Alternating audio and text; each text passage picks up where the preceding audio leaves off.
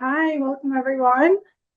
Thank you so much for joining us today. And my name is Daria, and I will be your webinar host today. The webinar is now beginning, so all lines have been muted. Please use the Q&A box for any questions or chat box for comments you have throughout the webinar. Today's topic is ultrasound-guided vascular access, and our speaker is Dr. Magdi Imam. Dr. Magdi Imam is an intensive care anesthesiologist with extensive experience in managing critically ill patients. He's very passionate about education and clinical innovation and has a special interest in point-of-care ultrasound and its application in critical care. With extensive experience in using ultrasound for diagnostic procedural guidance and hemodynamic assessment, Dr. Magdi is passionate about integrating this technology to enhance patient care. He has been actively involved in training and mentoring healthcare professionals in advanced echocardiology and ultrasound techniques, aiming to promote excellence in bedside diagnostic and decision-making. Welcome, Dr. Magdi Imam. We're so excited to have you with us today. And let's see, Dr. Imam, you're here with us? Yes, I'm with you. All right. Thank you so Yes, much for taking the time. Feel free to start and sharing your screen with everyone. Thank you, Daria, for a nice introduction. I will just share my screen. I hope everybody you can see my screen. Yes, we can see the screen. Thank you, Dr. Imam. First of all, thank you, Daria, for a nice introduction, and I thanks for Point Certification Academy for giving me this opportunity to talk with you. Our topic today is ultrasound guided vascular access.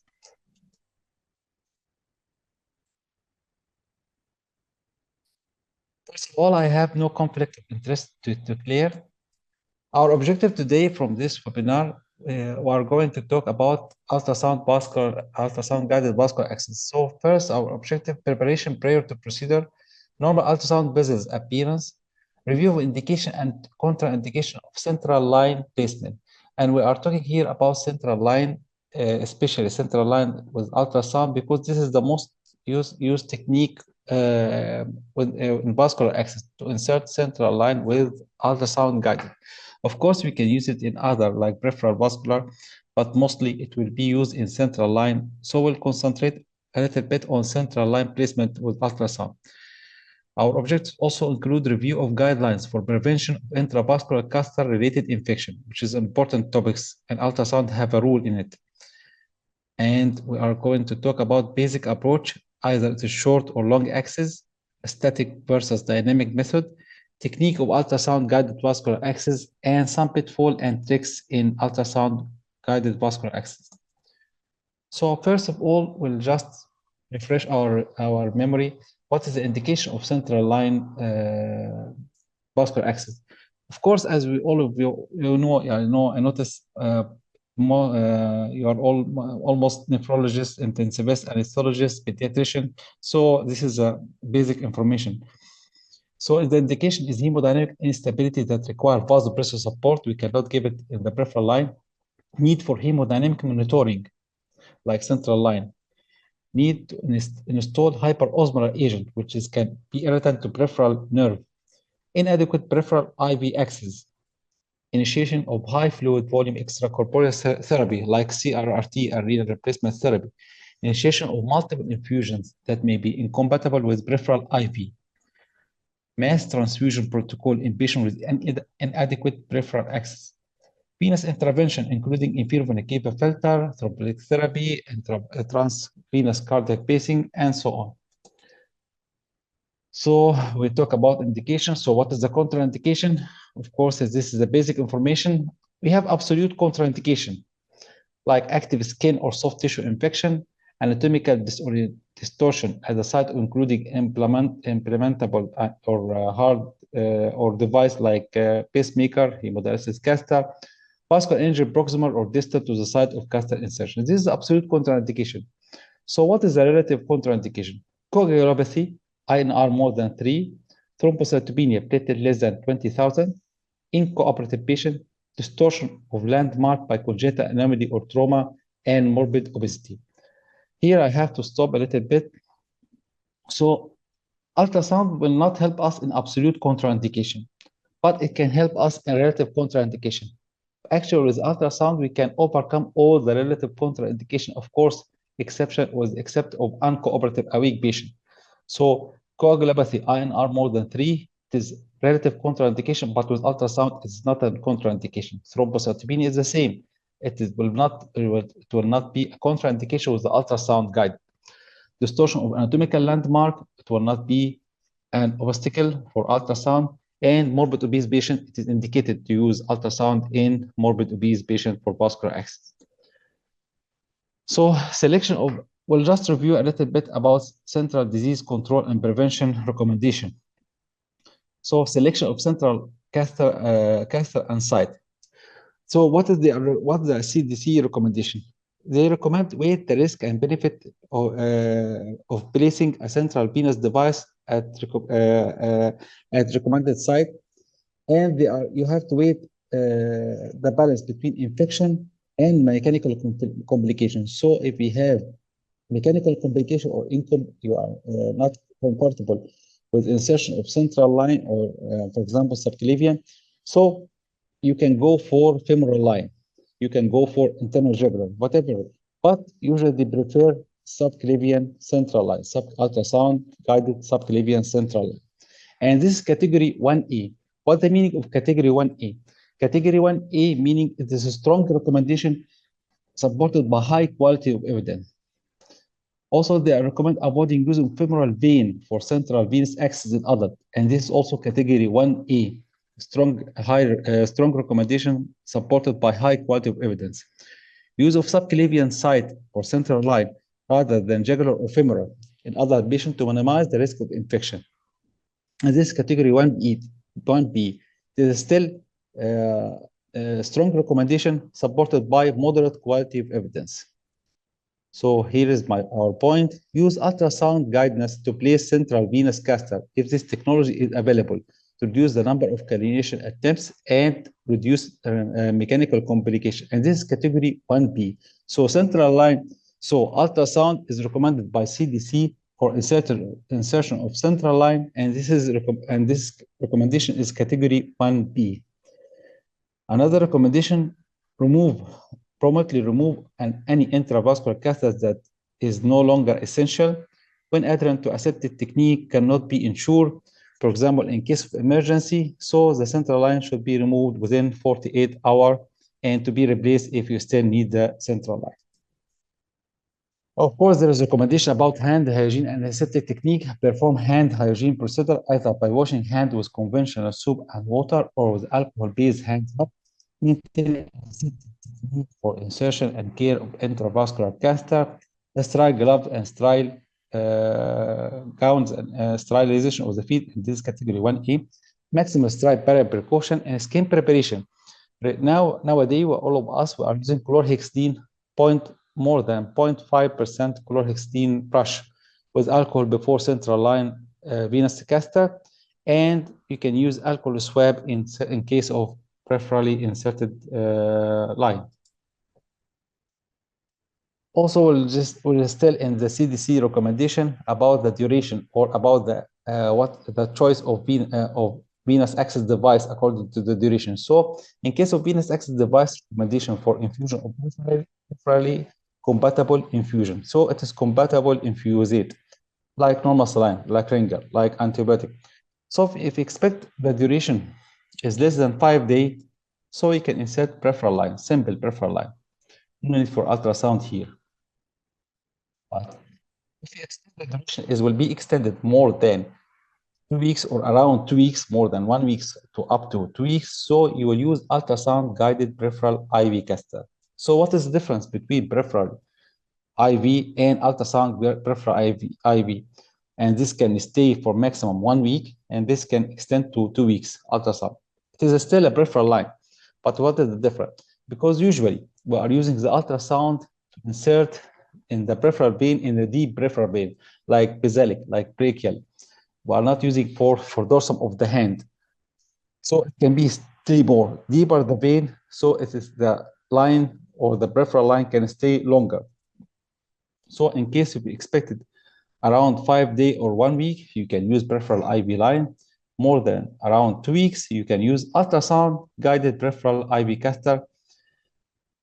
Or if you expect it around 2 weeks, you can use midline or PICC line, peripherally inserted central line. But in case of mild or in case of clinical situation, midline is preferable than PICC line. Of course, in hemodynamically unstable patient, as in our ICU or emergency, we will use central line for maximum 2 weeks. What about the patient stay more than 2 weeks? We need line for more than 2 weeks. In this situation, if we need peripheral line which that will be extended for more than 2 weeks up to 1 month, we'll use PICC line or midline, but in this situation, we prefer PICC line, preferably inserted central line. If expected more than 1 month, the patient, for example, in chemotherapy, or he need or for dialysis, we'll use tunnel catheter and implanted port. Here we are talking about infusion of peripherally compatible infusate. So what about the non-peripherally compatible infusate, like mannitol, like vasopressor, like parenteral nutrition, high osmolar parenteral nutrition. So if the patient going to stay from 5 days to 2 weeks, of course, this is a critical patient. So in any critical patient, we are using central line, ultrasound guided central line for 2 weeks.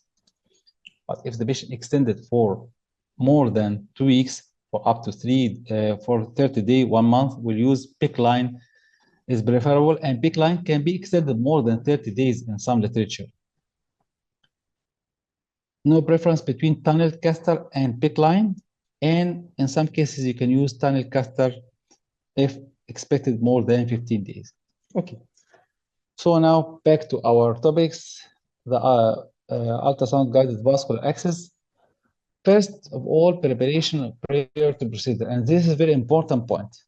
You have to prepare yourself adequately. So patient preparation, of course, will take consent from the patient if we are going to insert central line, and explain the situation or the mechanism of, or the maneuver for the patient, and of course put the patient in a proper position, monitor the patient, and most important, ultrasound machine preparation. Transducer, what is type of transducer we are using? We are using linear ultrasound probe, the one are shown in the picture here. And we'll talk about probe orientation in the next slide. And in any ultrasound machine, there is something called preset. We are using our preset, as you see here, as vascular access. In any ultrasound machine, there is a preset. What is the meaning of preset? This is the optimum gain and depth according to the structure or the organ you want to ultrasound it, or the maneuver you want to do it. So in case of vascular access, you are using from the Dropbox, as you can see in the right of the screen, we are using the vascular preset. The vascular preset will give you the optimum depth and screen. If you don't have it, if you don't, or ultrasound not equipped, it is not a point of care ultrasound, it's the normal ultrasound, you can adjust your gain and screen. But it's very important to scan before you are doing anything and to adjust your machine, and using linear transducer, not curvilinear transducer. One of the most important point, and most people usually ignore it, the ultrasound machine placement. This is called ultrasound ergonomic. What the meaning of ultrasound ergonomic? The placement of machine with the doctors. So remember this picture. It is like a treadmill. You have to have ultrasound machine in front of you like a treadmill. You have to look in front of you, and the patient in front of you, everything in one line, so you will not flex your neck, you will not bend your neck, you will not turn around, so you can see in front of you, exactly like a treadmill, as you see in the picture. And we'll talk about it later. And of course, prepare the vascular line equipment list, whatever it's central line or peripheral line, with all sterilization technique and fixation. We talk about orientation mark, and this is very important point. In any ultrasound probe, you will find a mark like the one shown here. This mark is coincide with the mark on the screen. So this is together. So you know left from right or medial from lateral. So you're not mistaking artery from vein. Of course, there is many ways to know the artery from vein, but you are not mistaking. You're inserting needle from here. From here, it will come from here, from the same orientation mark direction, or in the middle, but you know where is the medial and lateral, or where is the left and right. And this is very important one. And this is one of the pitfall, as you will see later, in the failure of insertion of central line, that we are not oriented where is our orientation mark, where is the left and right, where is the median and lateral, in the ultrasound, not on the patient, of course. So how the vessels appear with ultrasound? So the vessel carry blood, so it will appear anechoic. It will appear black. How to differentiate between vein and artery? Both of them will appear black, circular structure with black anechoic inside, but the vein should collapse under the pressure, mostly collapse under the pressure, while artery won't so easily. But this is not fixed, because in infant and pediatric, if you press a little bit, the artery can collapse. So the vein should collapse under the pressure, but if you have thrombosed vein, it will not collapse under the pressure, and artery won't be easily collapsed, but it can be collapsed in infant and pediatric. And most important thing, don't forget our basic. Basic is basic anatomical position. So you have, if you know, for example, the femoral, you know the vein is medial and the artery is lateral, so it will be the same. Even if you see the wrong, your orientation may be mistaken, or your orientation may be wrong, but the vein will still be medial and the artery will be lateral, and reverse it in the carotid, of course. So anatomical position is very important. And another method to differentiate between vein and artery is the color Doppler. As you know, the blue and red is not a matter of artery or vein. Blue, the direction of flow, blue is away from the probe, or away from ultrasound probe, and red is toward the ultrasound probe. So blue away and red toward. Does not red artery and blue is a vein. It is the direction of blood flow. So how to know the artery from the vein? Both of them appear anechoic. Vein usually collapse under the pressure, while artery not easily collapses with the pressure, except with excessive pressure. Anatomical position, this is very important, and from colored Doppler, blue away and red toward the probe.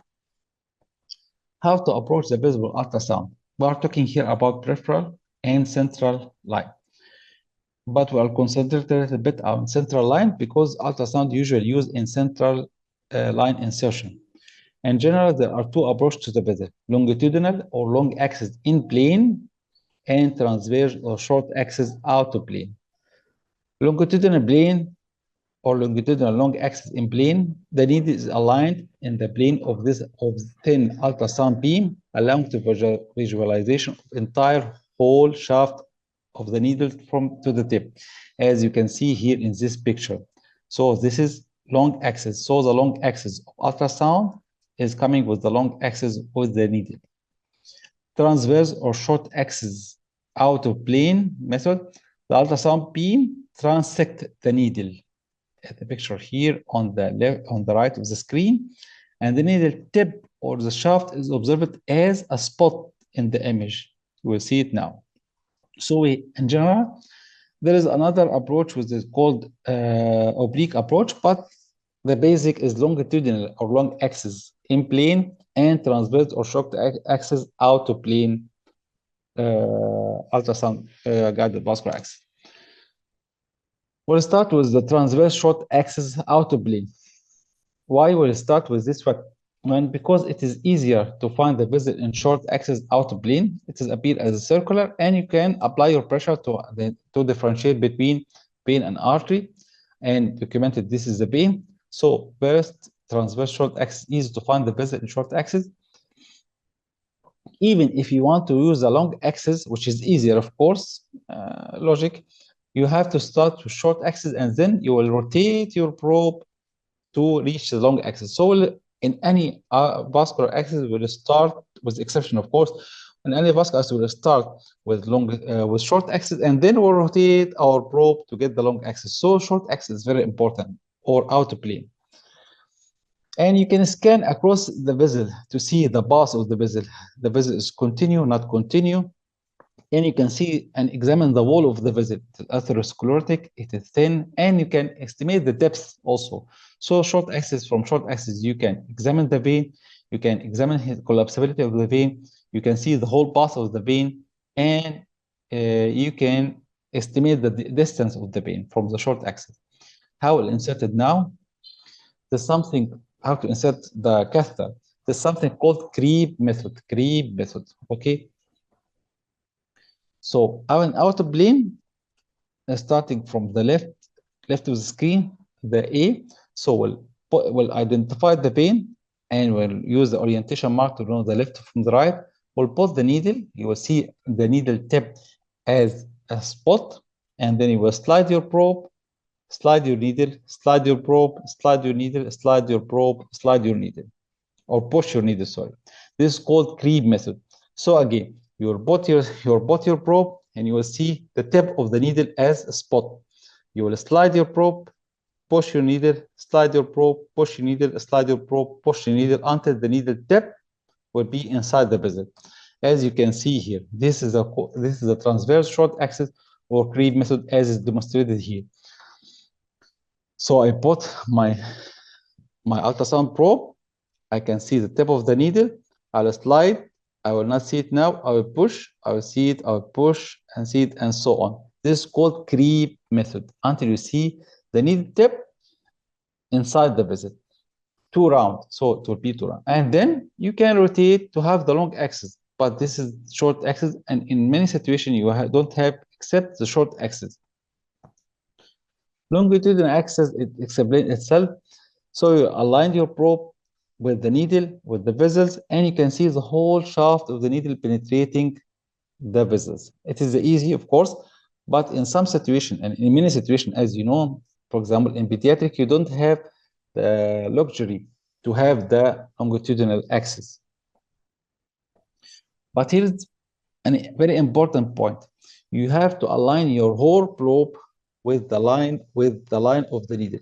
If you turn it a little bit, you will not see the whole shaft of the needle. So on longitudinal axis, you must make sure that the probe and the needle are parallel to each other. The whole shaft of the needle and the whole ultrasound probe are parallel to each other. So you get this beautiful picture here with the whole vessels, the whole shaft of the needle. You can see it and penetrating the vessels. So now, should we really use long axis or short axis? As we said before, long axis is easy, but you have to align the needle and the probe together. Don't miss it.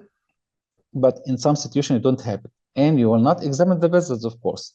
So what is the common practice? The common practice will combine both short axis, and then if you have the facility to rotate, you can rotate and get the long axis. So we have both short axis and long axis, and you can combine it together to have the short axis and then insertion under the long axis. Another method, shall we use a static or dynamic method? What is the meaning of static and dynamic method? A static method that I will scan the vein, I will visually estimate or visually have a map of the vein in my mind. I will leave the ultrasound probe aside, and then I will insert it as in fashion technique in traditional technique. This is called the static method, and it's described in literature that you can use a static. For example, internal jugular central line. I can scan the patient. I can put and see the internal jugular vein. I can put a mark and leave the probe beside, and then I'll insert it. This is called the static method. The dynamic method, no, you will still using the probe, and under direct visualization with the probe with the ultrasound, you will insert the needle. This is called dynamic method. You have both static and dynamic method. So we can use static method or dynamic method. We can use short axis and long axis, or we can combine it together. Okay, but of course the recommendation is going with dynamic method. Why you are using ultrasound? Of course, it make the insertion and difficult people easy, and it can overcome the contraindication, as we mentioned before, like coagulopathy, like anatomical distortion, like morbid obesity. And of course, in case of central line, ultrasound can be safer and avoid complication, mechanical complication, and can be diagnostic of complication or of also. As you can see here in the picture, for example, internal jugular central line or subclavian central line. But the common complication, one of the common complications of subclavian central line is pneumothorax. Usually people avoid subclavian central line because they're afraid from pneumothorax, which is not valid with the use of ultrasound. But even that, you can scan the lung before insertion of central line. And in normal patient with normal lung, you can see this image on the left side, which is a lung sliding. As you can see, the two pleura sliding over each other, this shimmering movement. This is called lung sliding, and this is normal. The parietal and visceral pleura sliding over each other give you this picture, which is called lung sliding sign. This is normal. In case of pneumothorax with the central line, or in case of diseased lung, and it will be, you will not see lung sliding as the picture on the right, absent of lung sliding. So what is the common practice? The common practice, for example, I'm going to insert subclavian central line. I'm going to scan the patient, for example, the right side of the patient, the lung of the right side of the patient, and I will see the lung sliding, the beautiful lung sliding here. After ultrasound guided subclavian central line, I will scan it again. I will see the lung sliding is still there. So no need for X-ray. There is no pneumothorax, definitely.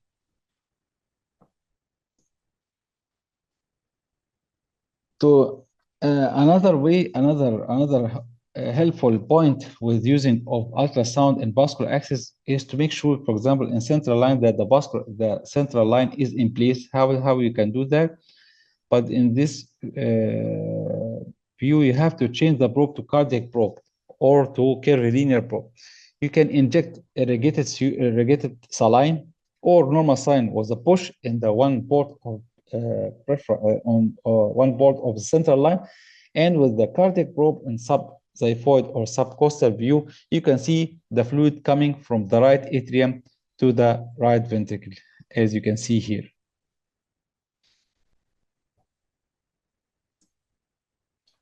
Now, coming to some pitfall and tricks in ultrasound guided vascular access. So one of the pitfall, failure of positioning.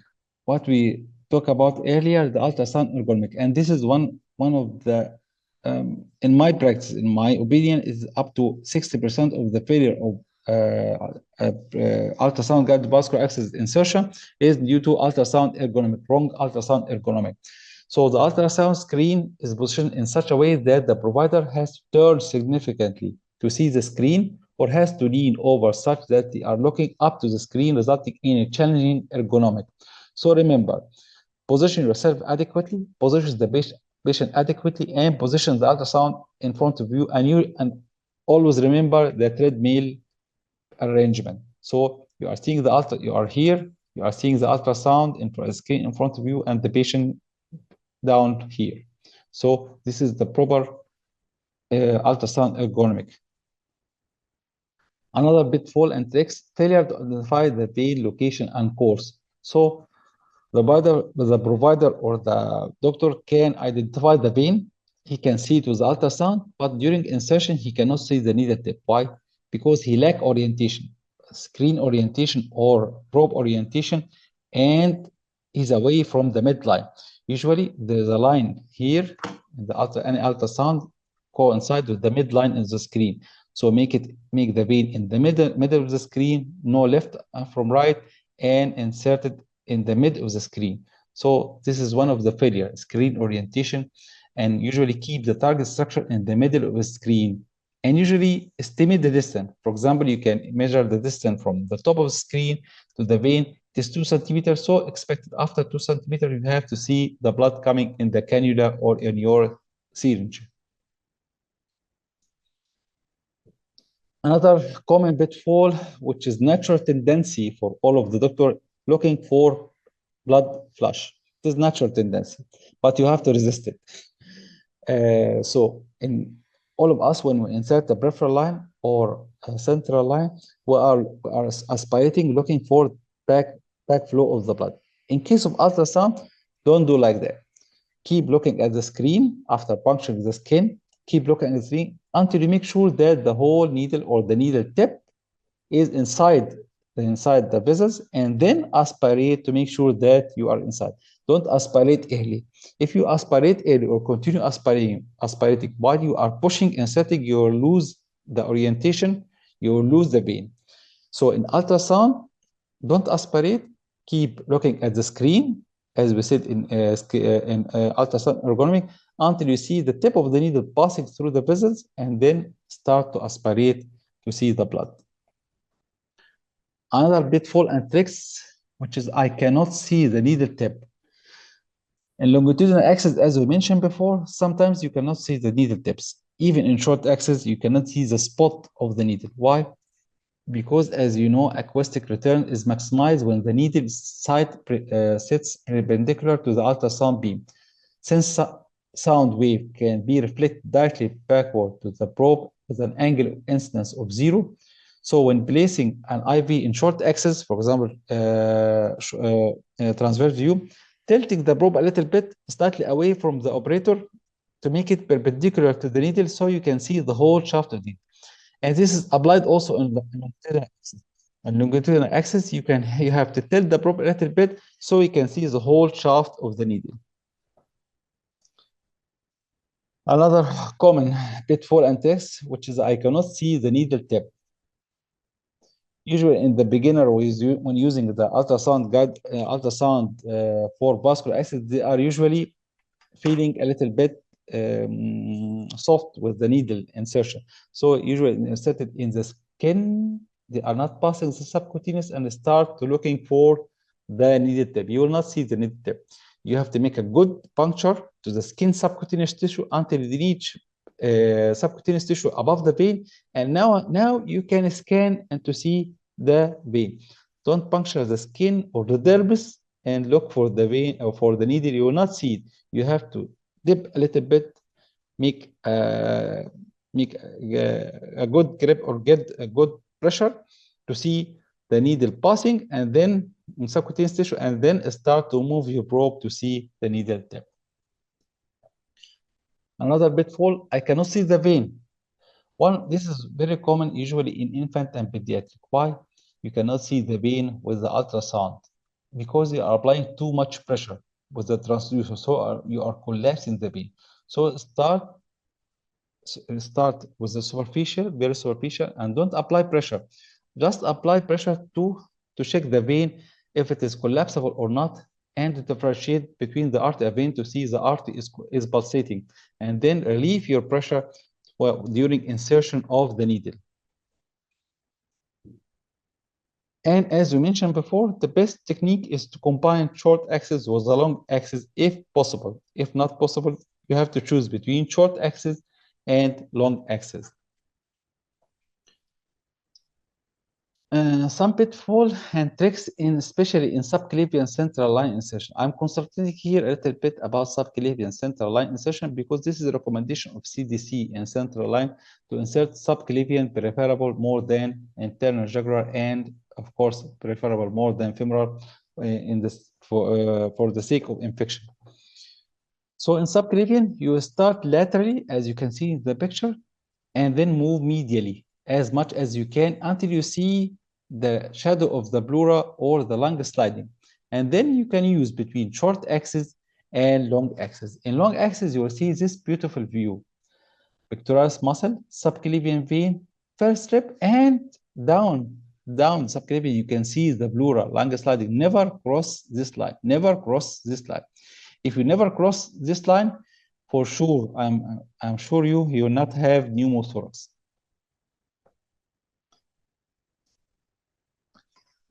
That's all. Now going to knowledge and check quiz. Great. Thank you so much, Dr. Magdi. We will launch quiz questions right now. give me just a second to do that. Right. You should see 4 questions pop up on your screen.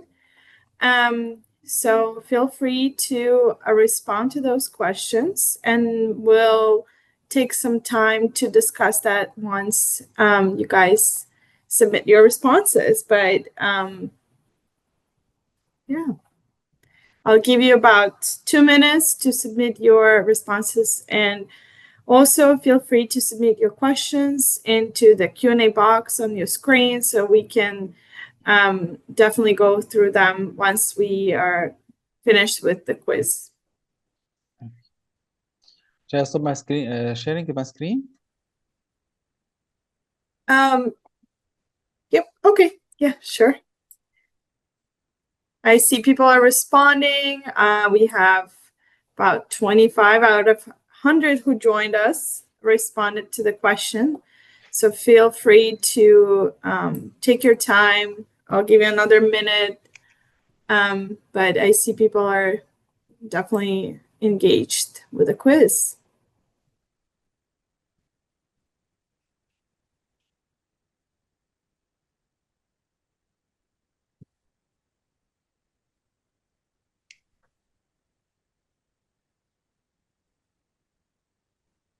All right, I see half of you responded, so I'll give another 30 seconds. This is not mandatory, but it's just for you to be engaged and see what you learned during today's presentation. This also is being recorded, so we'll share the presentation within a week via email, and this will also be posted on the website for you all to review. But let's see. All right. I think we have enough people who responded. So I'm going to end the quiz and we'll share the results right now. So you should all see the correct responses for the quiz on your screen. So we'll go for the first question. The correct answer was C. Typically, a vein collapses under pressure while an artery tends to stay distended. And 51% of you responded, but some responded with A. And Dr. Imam, would you like to comment on why this is not the correct answer? Very nice, very nice. Again, as you mentioned, this is a common pitfall. Vein will collapse under the pressure. The first choice, a vein will collapse under the pressure while artery will remain open. This is normal, yes, but this is not consistent because if you have thrombosed vein, it will not collapse under the pressure.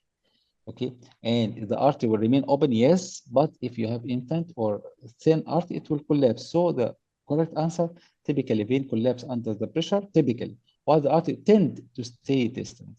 Okay, so the first question is a little bit tricky. The first choice a little bit tricky, but the vein will collapse under the pressure, yes, but in not every situation the vein will collapse under the pressure. If it is thrombosed, it will not collapse, of course. This is regarding the first question. Thank you. Second one is, again, the correct answer was C, combination of short and long axis approaches associated with less complications.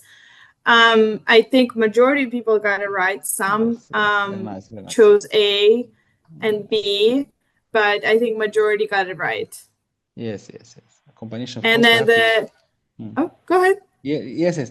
As we mentioned, if you are comfortable with long axis, it's okay if you're compatible with short axis, but for optimization, you have to use combination of short axis and long axis. So you can measure the distance, you can examine the vein, you can see the whole path of the vein, and you can, after combination of short and long axis, during insertion, you can use whether short axis or long axis, but you have to combine both for optimum results. Perfect. Thank you. For question number 3, the correct answer was A. And again, majority got it right. I think it's a tricky question with words, relative, absolute, and it's not. So if you want to comment on that, Dr. Imam. Yes.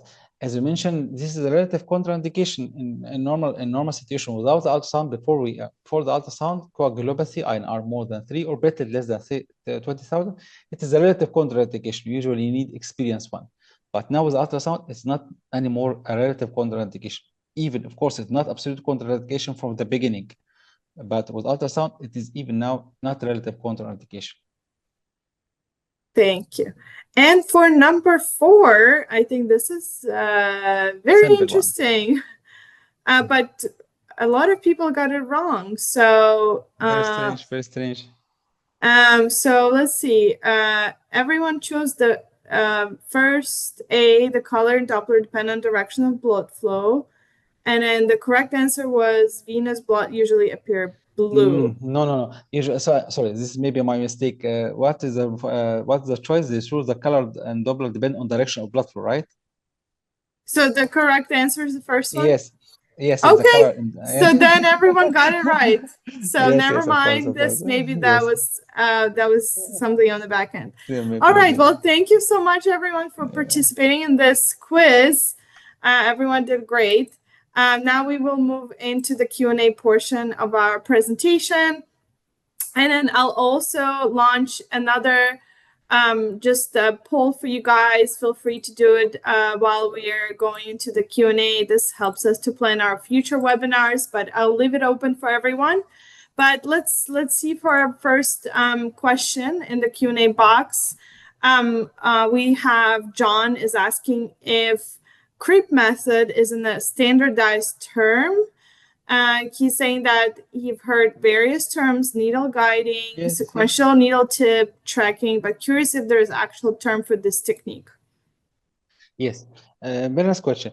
There is many terminology, as you mentioned, Dr. John. Yes, it's the creep method, needle tracking, needle guiding.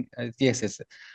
So I prefer to use the creep method to just make it more visual aid. So I use the creep method, but you can say it needle. It is the same needle guiding. It is the same. But this is different in the second part of your question about ultrasound physics, like terminology, like fanning, rotation, compression. This is fixed, but it is a method. It is not a fixed. You cannot mention the creep is the creep method is the proper terminology, or the needle guidance is a proper terminology. This is different. Okay, so but you can use it, but it's the same principle. All right, thank you. And the second question, is there a rule you use for the percentage of the vein that should be occupied with a peripheral IV catheter?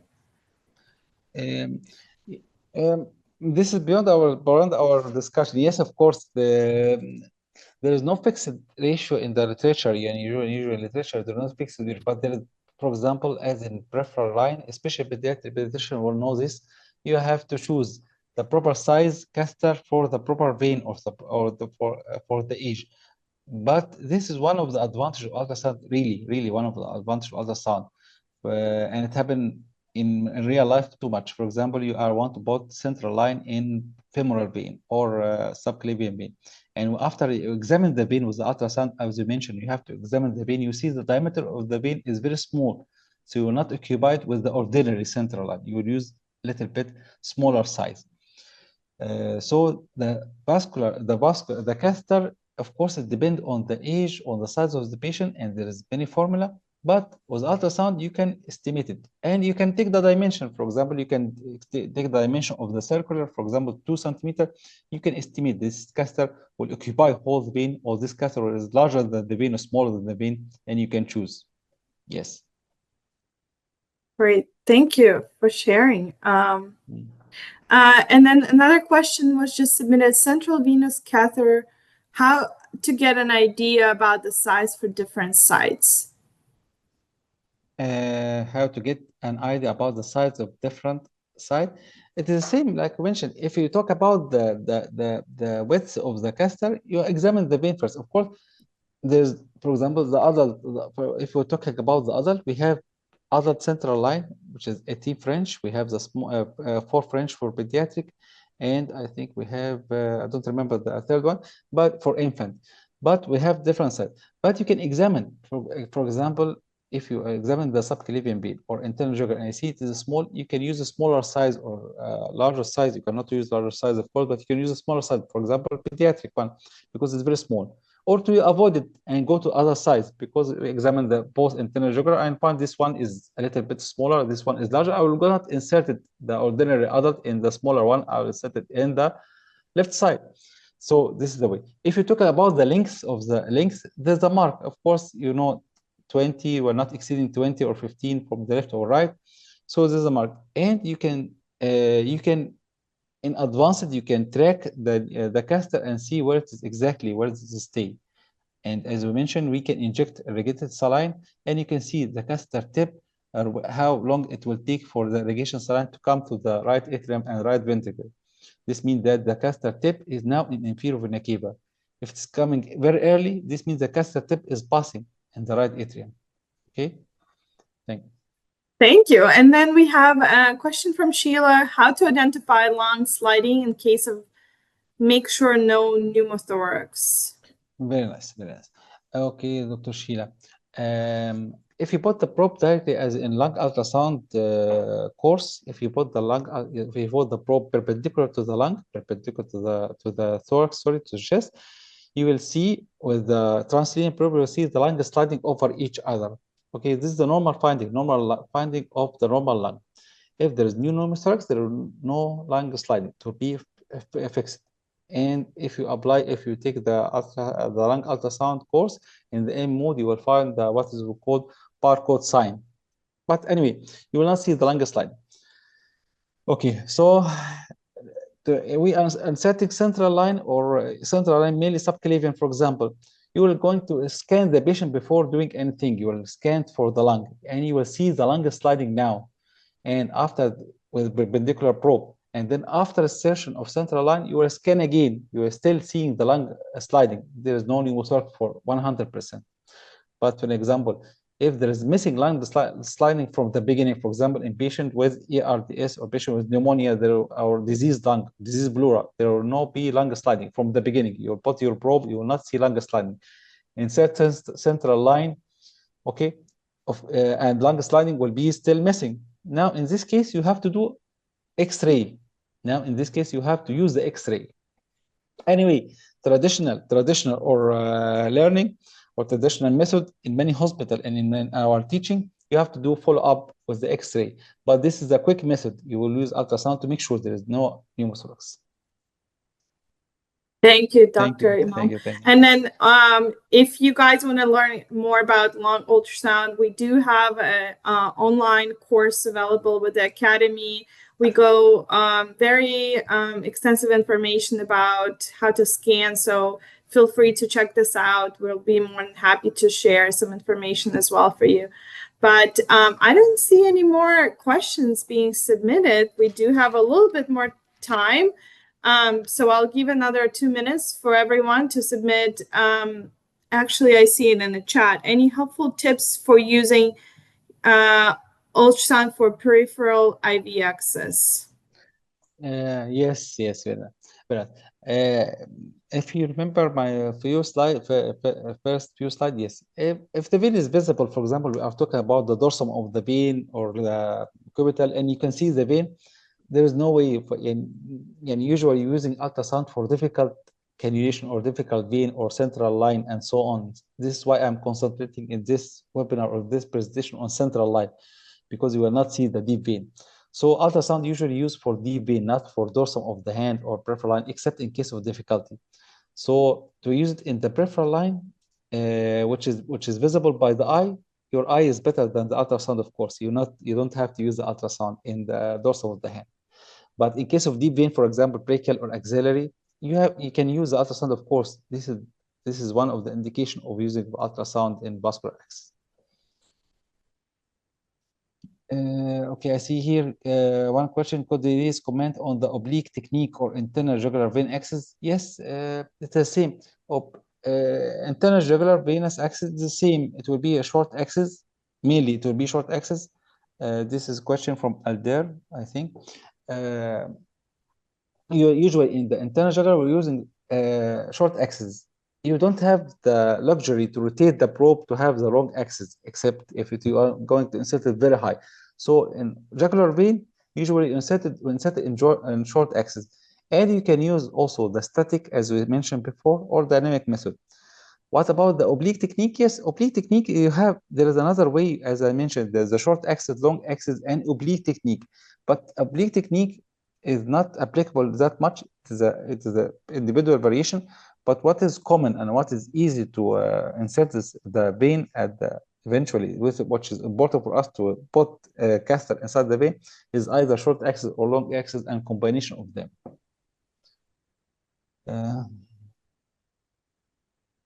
They asked about CM hour. I hope in future, inshallah, we'll have CME hour in this activity. Yeah, not at this time, unfortunately, but the team is working to see what we can do in the future.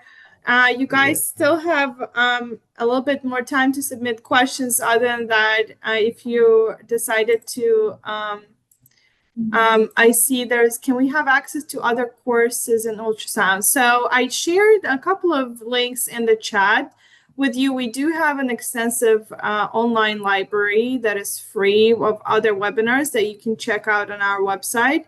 And we also work with approved POCUS education providers that have been vetted by our academy.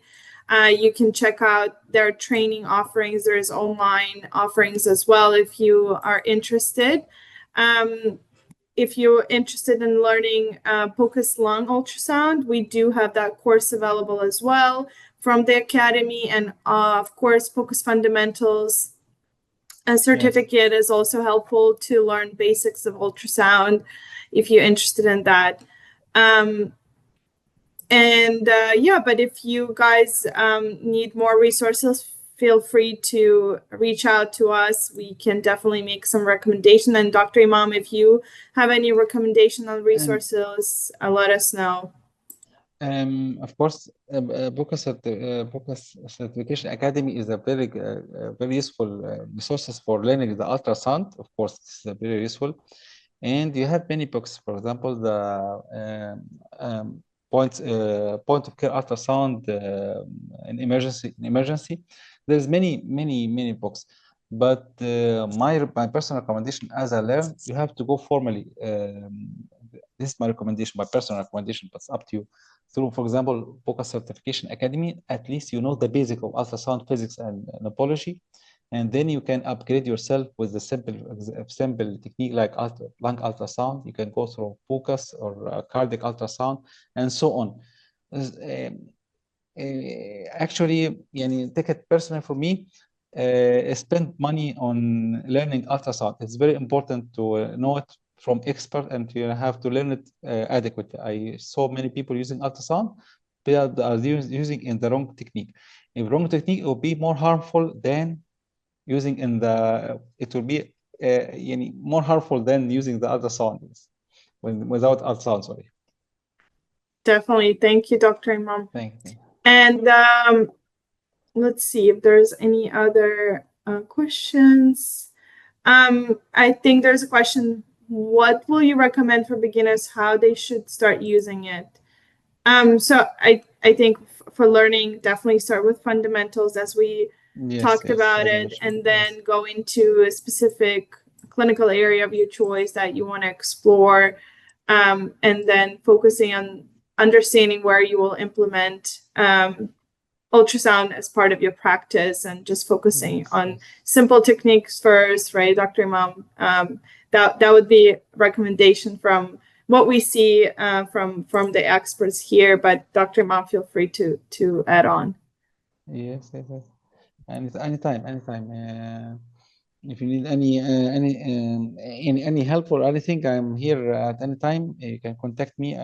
can guide you. I can share. I'm still in the learning, and even after this years, I'm still in the curve of learning, because the ultrasound have many applications. Now we are talking about the cerebral, the transcranial Doppler and ocular ultrasound. There's many applications for ultrasound.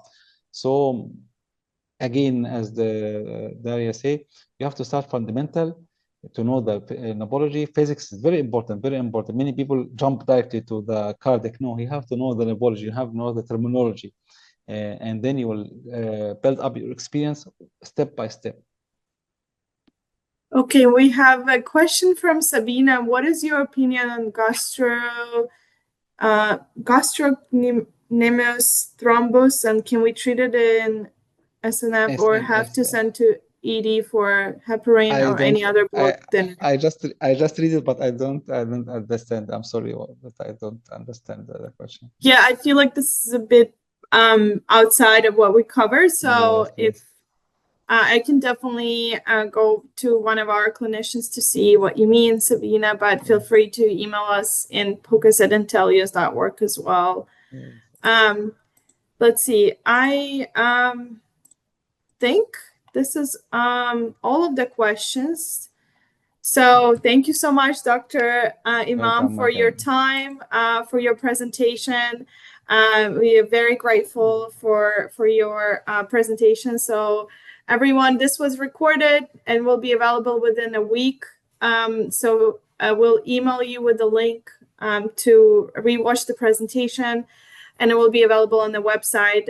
Feel free to leave your feedback in our poll and a survey that we'll share it with you via email as well. But thank you so much. We'll see you next month. Is our MSK month. So if you're interested in any MSK content, musculoskeletal ultrasound, we'll be covering a lot. So feel free to register on our website. Thank you again. Have a wonderful day or morning or evening, wherever you are joining us from. Thank you. Thank you very much. Thank you. Nice to be here. Thank you very much.